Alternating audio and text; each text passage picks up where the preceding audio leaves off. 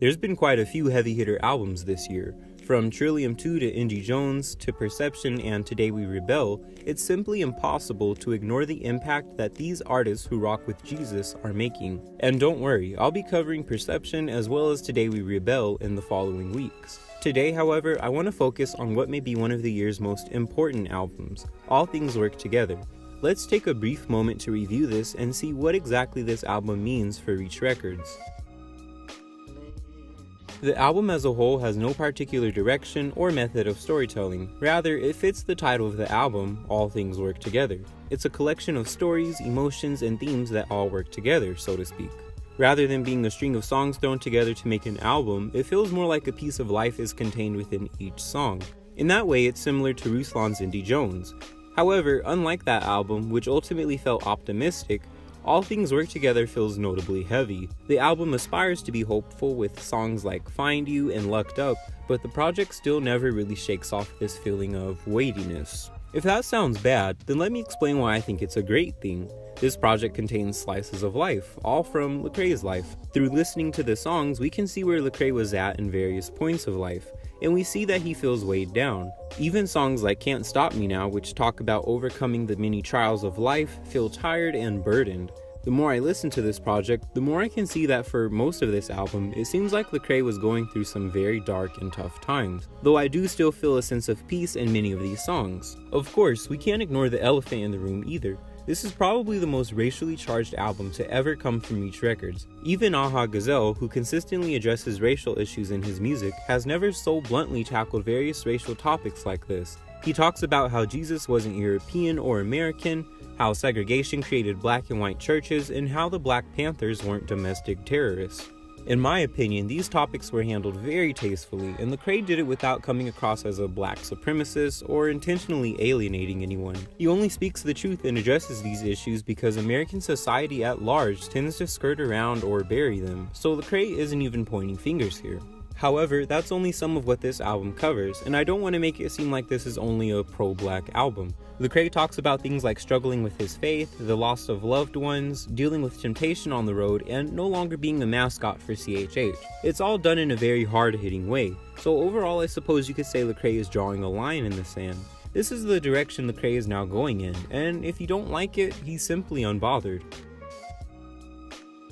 I was blown out of the water by this album's production. With production coming from some of the top industry names, All Things Work Together feels and sounds right. That's really the best way I can put it. The mixing and mastering, the kicks, the bass, everything sounds incredibly polished and clean. One of my personal favorite songs, What You Mean, features some rather hypnotic notes from a flute. Meanwhile, Hammer Time is almost all bass, with a mean kick and some ominous ambience to create a song that feels super serious despite the easygoing flows from 1K Phew and Lecrae. Speaking of 1K Phew, he did an amazing job on his feature.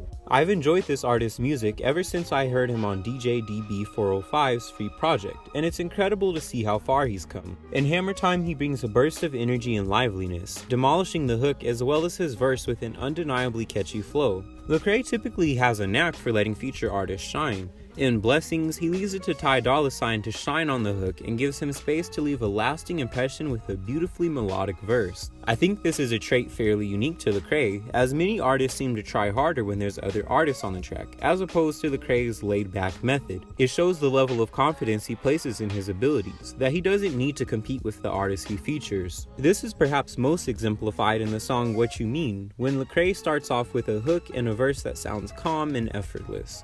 The song has a great feel to it up to this point, thanks to the chimes, flute, and Lecrae's abundantly chill vibes. This is a great example of an artist's voice being an additional instrument, as Lecrae does a solid job of blending in with the overall sound of the song.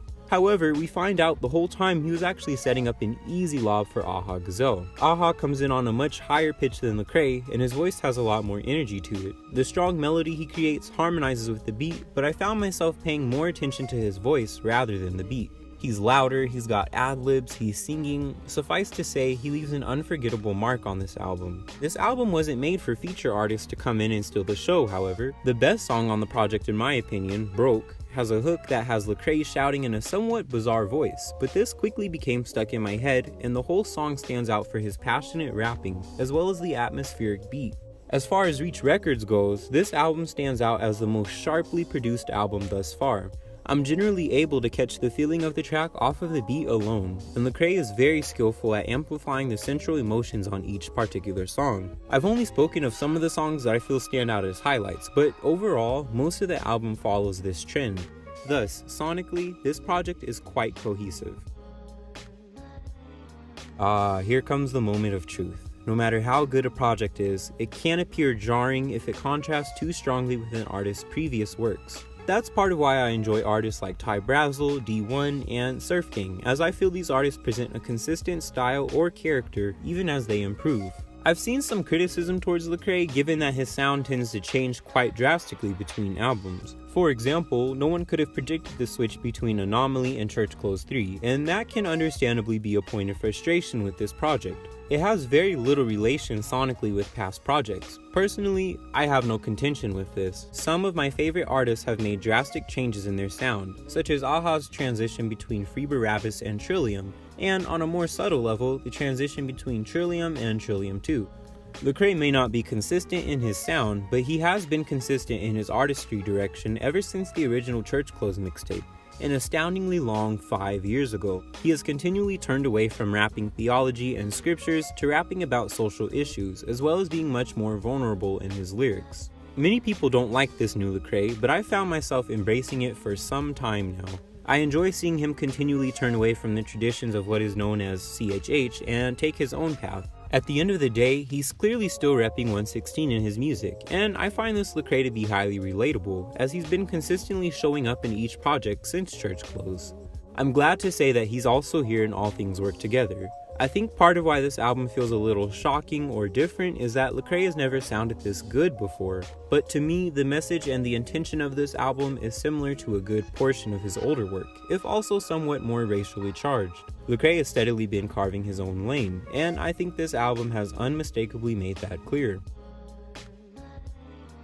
Looking back, the end of Reach Records' theology-heavy rapping was a slow one. There was the signing of Gavi, a multifaceted artist whose music and production tends to lean towards dance-centric party vibes, not necessarily focusing on a deep lyrical style. Tadashi switched up his style majorly with his EP and clearly indicated that this new, more trendy style was what he wanted to start doing. There was the signing of a-ha Gazelle, an artist who had long been in his own specific lane and had not an inkling of an idea what CHH was. a-ha never had an intention of rapping theology or being pastoral in his music. His Trillium 2 project provided a sound unlike anything previously heard from Reach Records, as the record label seems content to let a-ha keep being a-ha. A further nail in the coffin was the signing of 1K an artist who unabashedly shares his upbringing and culture with his listeners. 1K style is very current, and he focuses much more on connecting to and building up his fellow black people. I understand why people might find this project to be racially divisive or political in their opinion. In my opinion, however, this album is easily one of my favorites for 2017, and I might even say that it's my new favorite project from Reach Records. Lecrae is definitely drawing something like a line and letting his listeners know who he is and what he's going to stand for, and it's up to them whether or not they'll be with or against him. As for me and my channel, I am A-okay with what Lecrae is doing. In fact, I'm in support of it. This project marks the definitive end of an era for Reach Records, and I think the label has successfully carved out a new path that will allow them to take greater risks artistically. In the end, top-notch production and a consistently recognizable Lecrae combine, and when you throw in incredible features from various upcoming artists, all these things truly work together. Thanks for watching, everyone, especially if you sat through this whole thing. What were your thoughts on this project? Let me know your opinions in the comments below. Until next time, peace out. Came through the struggle with my head high. Being broke, you know what it feel like. I said being broke made me rich. Being broke made me rich. Being broke made me rich. Being broke made me